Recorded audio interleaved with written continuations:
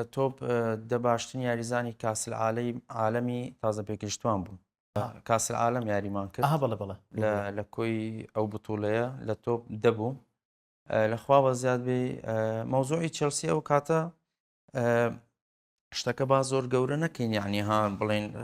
ئێمە بەس حەقی خۆتت نادیەکی ئێمە بەرچاوسی داوای لێ کردووی زانی چۆنەوە ئێمە بەرچاوڕوونیمان نییە لە ئەوروپا یعنی ئێمە کەسێکمان نییە بگە ئێستا ئەوروپا بزانێ شتەکان لەوێ چۆنە من هەموو جاروتومە هەر یاریزانێک لەوێ لە دایک بوو بێ زۆر بە ئەگەر